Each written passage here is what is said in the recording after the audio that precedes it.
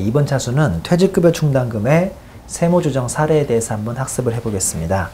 교재는 11페이지고요. 이제 지금부터 문제 풀고 다음 페이지에 우리 서식 하나 볼 텐데, 이 퇴직급여 충당금에 대한 서식은 상당히 난이도도 있고 기업에서 세무조정을 할 때 가장 기본적으로 하는 서식이니까 잘 살펴보셔야겠습니다.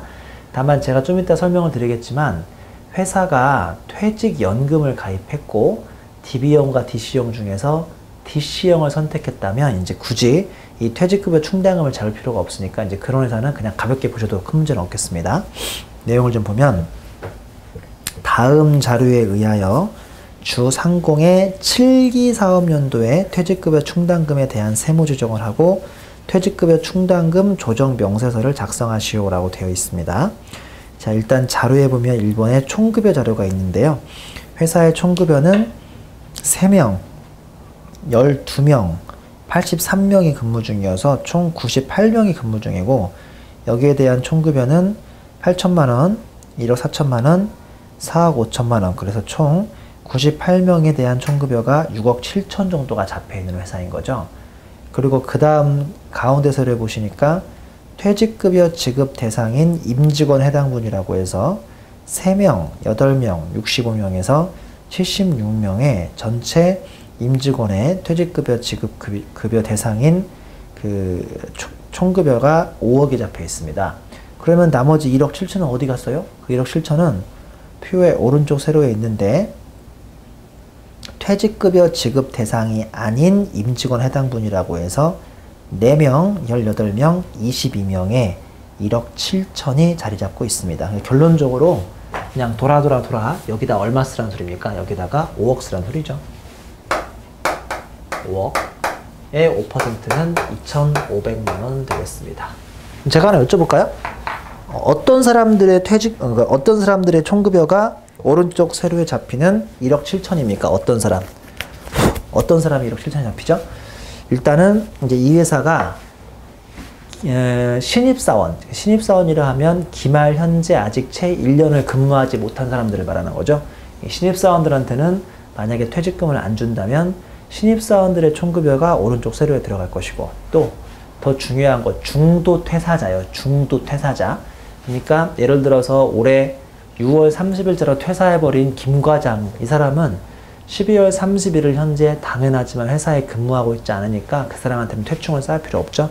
중도 퇴사자에 대한 급여도 이 오른쪽 세로에 잡힐 것이고, 또 뭐가 잡힐까요? 회사의 중간정산 제도가 아직도 유효하게 진행 중이라면 중간정산자의 중간정산일 이후 총급여는 퇴직금하고 관련이 있고, 그 이전 총급여는 이미 중간정산으로 끝내버렸으니까 총급여에 반영이 되면 안 되죠. 결론적으로 이 오른쪽 세로에는 중간정산자의 중간정산일 이전까지의 총급여가 또 여기에 잡히게 되어 있습니다. 자, 2번 보면 퇴직급여 충당금의 개정이라고 해서 퇴직급여 충당금의 T개정이 나와 있습니다. 기초금액은 1억 9천이고 감소금액이 3천만 원이군요. 자, 한번 볼까요? 기초금액이 1억 9천, 감소금액이 3천만 원. 근데 지금까지 이 숫자들은 기업회계 숫자입니까? 세법 숫자입니까? 요거 다 기업회계 숫자죠? 세법 숫자 좀 보자고요. 세법 숫자. 세법 숫자는 5번 보시죠. 5번. 전기 퇴직급여 충당금 부인액이라고 해서 1억 5,200이 이미 유보를 받고 왔었죠. 그러면 1억 5,200. 만약에 이 두 개의 순서를 바꾼다면 한마디로 기초 1억 9천에서 유보가 1억 5,200이니까 세법상 기초가 38이었다는 소리고요. 38에서 요 지급액인 30을 빼니까 결론적으로 세무상 퇴충 설정 전 잔액은 800만 원이 됩니다. 800만 원. 됐죠? 자, 그리고 3번을 보니까 당기말 현재 퇴직급여 지급 대상인 임직원에 대한 퇴직급여 추계액이 일시퇴직 기준으로는 2억 1,600, 보험수리적 기준으로는 2억 500이 자리 잡고 있습니다. 여기에는 2억 1,600, 여기는 2억 500이 자리 잡고 있으니까 2억 1,600에 10% 하니까 요 금액은 2,160만 원이 잡혀 있는 거죠. 자, 퇴직금 전환금이 회사에 있을까요? 없을까요? 4번 보니까 당기말 재무상태표상의 퇴직금 전환금이 1억 1780만 원이 있어. 여기가. 그러면 두 개 더하면 3940만 원인가요? 3940만 원에서 800만 원 빼니까 3140만 원이고, 둘 중에 작은 금액은 2500만 원이 이 회사의 퇴직급여 충당금의 한도입니다. 여기까지 구해놓고 올해 기분만 좋다고 올해만 해주시고 집에 가시면 안 되고요. 자, 1. 회사 설정액부터 구합니다. 회사 설정액 얼마죠? 회사 설정액은 T계정에 있죠? 자, 빨리 2번에 있는 T계정 좀 볼까요? 이 중에서 회사 설정액은 얼마입니까? 5,600만 원이죠. 2. 세법상 퇴충 한도는 얼마고요?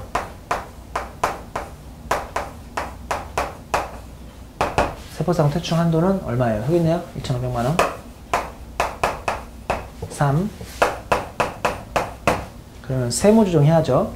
1 빼기 2가 분명히 0보다 클걸요? 이 문제도 5,600만 원과 2,500만 원의 차익이니까 요게 3,100만 원이 나오는 거죠. 그러면 세무조정 한번 해주셔야죠.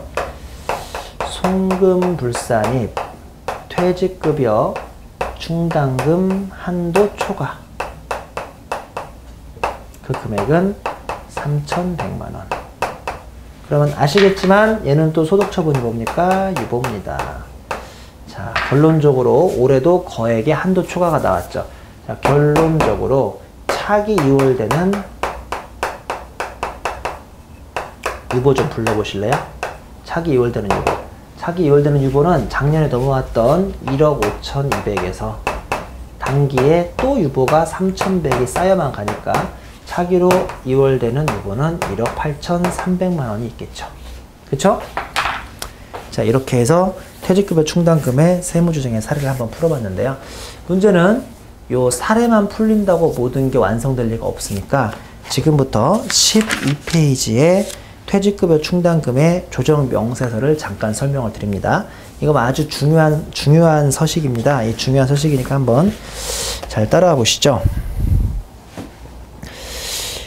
그 상단에 1번에 퇴직급여 충당금의 조정이 있고, 이 중단에 2번에 총급여액 및 퇴직급여 추계액 명세가 있죠.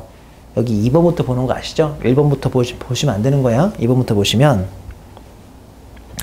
동그라미 17번에 총급여액이 3명, 12명, 83명의 도합 합계액이 6억 7천이 있고, 18번에 퇴직급여 지급 대상이 아닌 임원 또는 사용인에 대한 급여액이 없고 4명, 18명 해서 22명에 1억 7천이 있죠. 그래서 19번을 보시면 퇴직급여 지급 대상이 되는 임원 또는 사용인에 대한 급여액이 결국은 이 사람들에 대해서만 잡으면 되는데요. 3명, 8명, 65명에 총 76명의 5억이 여기에 자리 잡고 있습니다.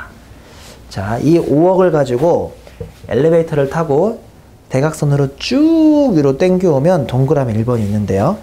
퇴직급여 지급 대상이 되는 임원 또는 사용인에게 지급한 총급여액이라고 해서 19의 개라고 되어 있는데 이게 이제 5억이죠. 그러니까 한마디로 여러분이 지금 이걸 종이 교재로 배우고 있으니까 이 5억이 저기 1번에 자동으로 꽂히고 있지 않은 것이지, 만약에 내년 3월 달에 실제 세무조정을 할 때 엑셀로 세무조정을 하거나 아니면 세무조정 계산서 그 마법사 파일이 있다거나 아니면 뭐 프로그램 많이 있을 겁니다. 시스템 프로그램에서 요걸 직접 하고 있다면 이 19번에 5억을 집어넣는 순간 저 1번에 5억이 자동으로 꽂히게 되는 거죠.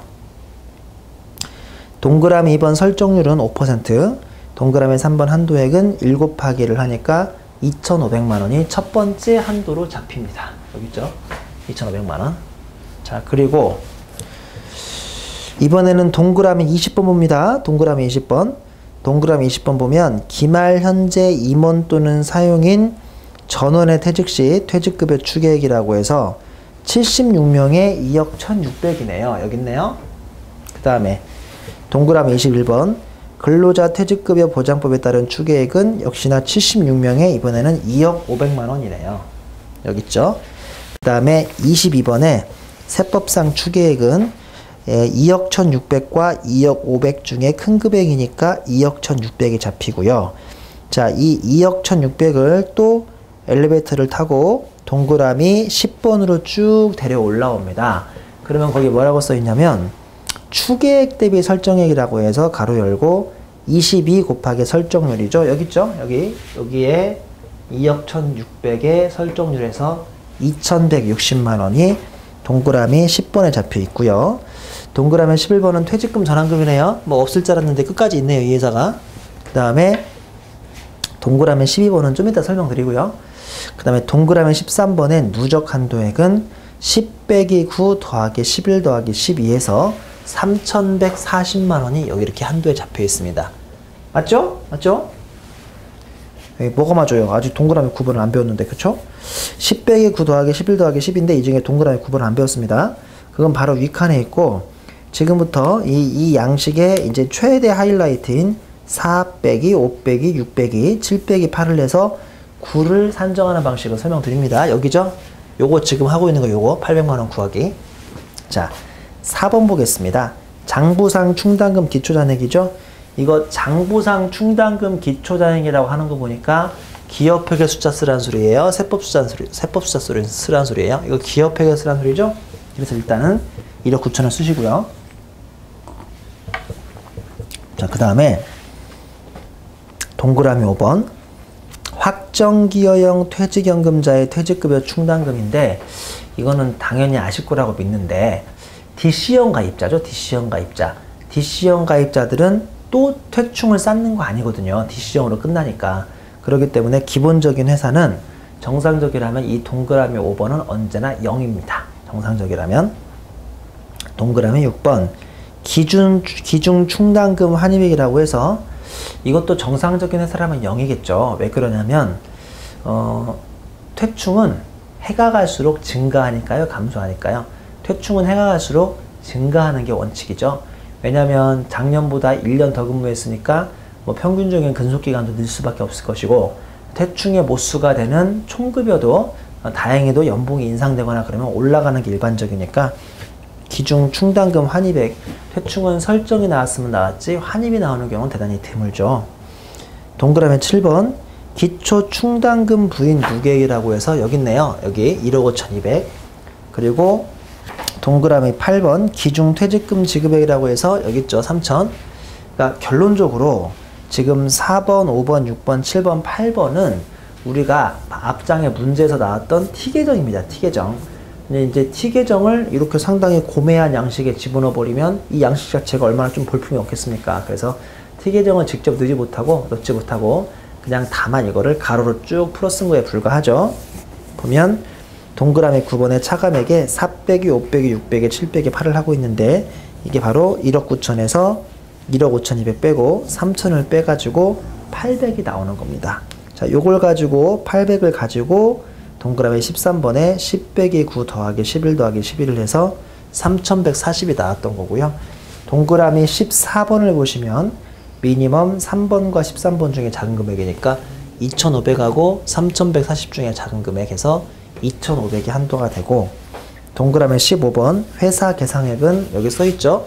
설정액인 5,600이 되니까 결국은 5,600하고 2,600의 차이인 동그라미 16번의 한도 초과액이 3,100만 원이 잡히는 아주 기본적이면서 중요한 서식입니다. 자, 제가 그러면 여러분들이 이 서식을 다 이제 이해했다고 가정하고요. 퀴즈를 한 2개 낼 텐데 이 퀴즈를 잘 푸셔야 합니다. 첫 번째 퀴즈는 12페이지 동그라미 9번입니다.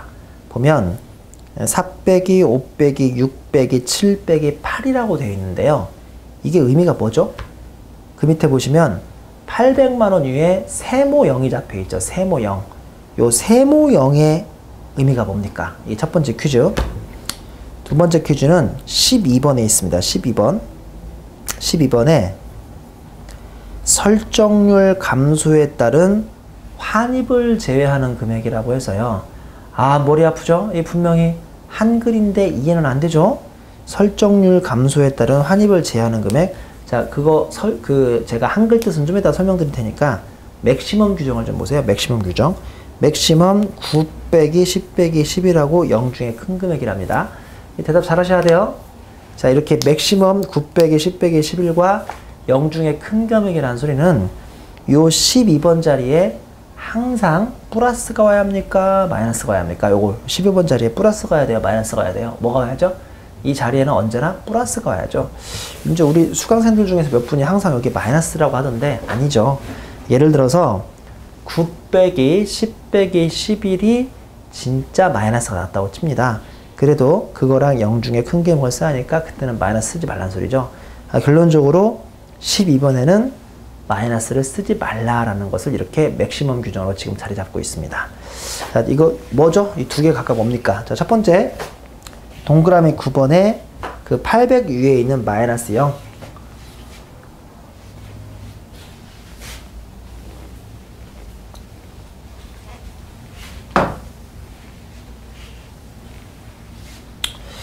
문제의 t 계정을 보겠습니다.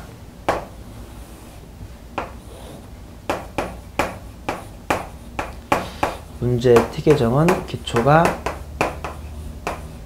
190이고 그 다음에 지급이나 감소가 지금 30이고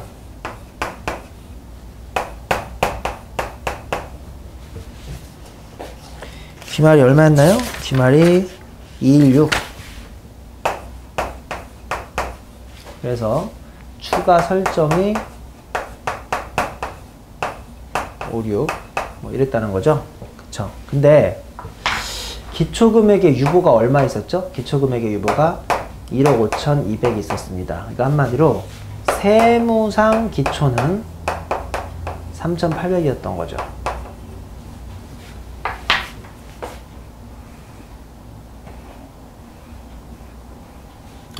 지금부터 조금만 장난쳐 볼까요? 이게 1억 6,200이라고 가정합니다.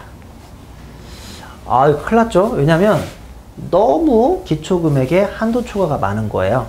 그러면 기초금액, 세법상 기초금액은 1억 9천에서 1억 6,200을 빼니까 고작 2,800인 거죠. 2,800. 야, 이거 불안불안하죠?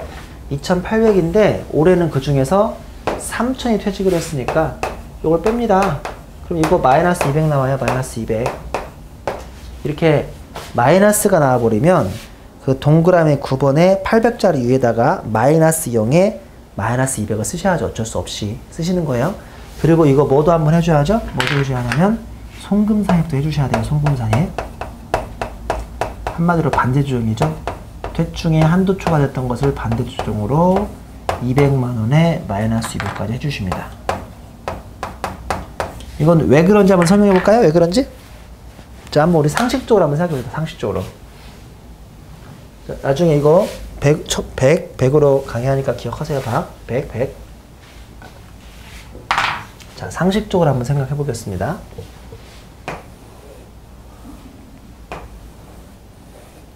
지금 기초가 190이거든요. 근데 이 저만 알고 있는 비밀인데 이 한도 초과가 유보로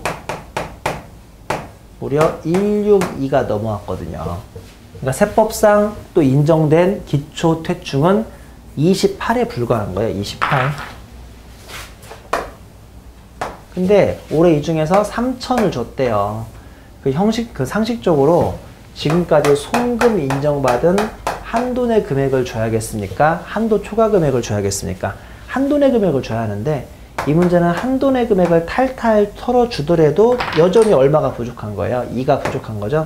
별 수 없이 한도 초과 맞았던 금액에서 2를 줍니다. 한도 초과된 금액 줬으니까 무슨 조정이죠? 이거는 송금산입 조정을 해줍니다. 그래서 여기 있는 것처럼 송금산입까지 해준다는 것도 꼭 기억을 하셔야 돼요.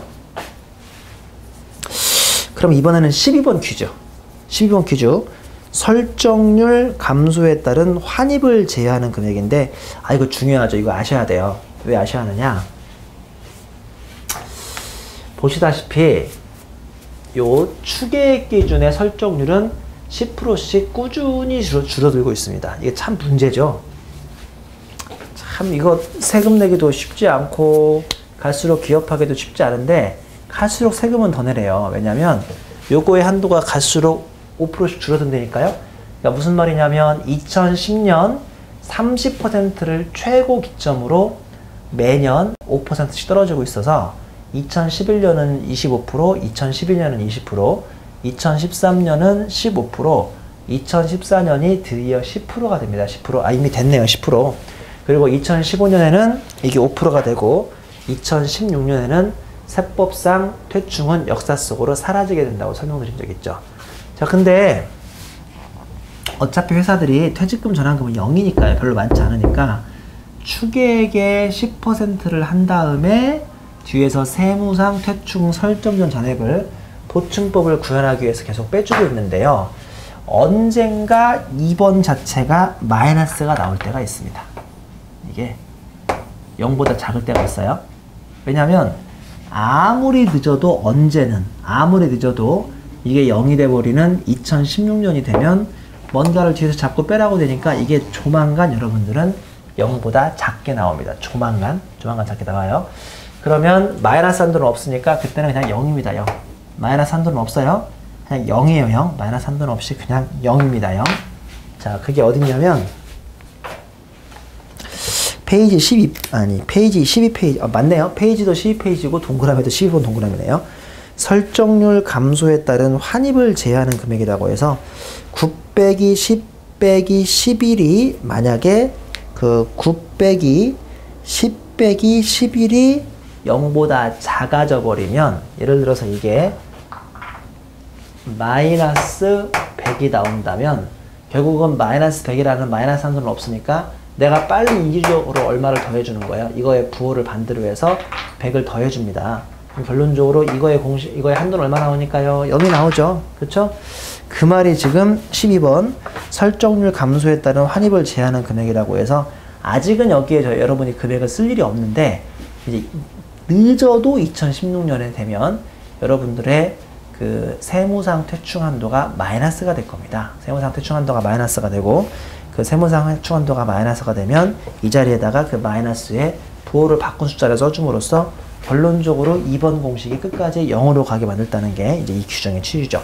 다시 말씀드리지만 퇴직급여 충당금 조정 변호사는 여러분 회사에서 세무 조정을 할 때 가장 기본적이고 중요한 서식이니까 반드시 다시 한번 정확히 살펴봐야겠습니다. 이 시간에서는 퇴직급여 충당금의 세무상 조정하는 방법에 대해서 학습을 해보았습니다.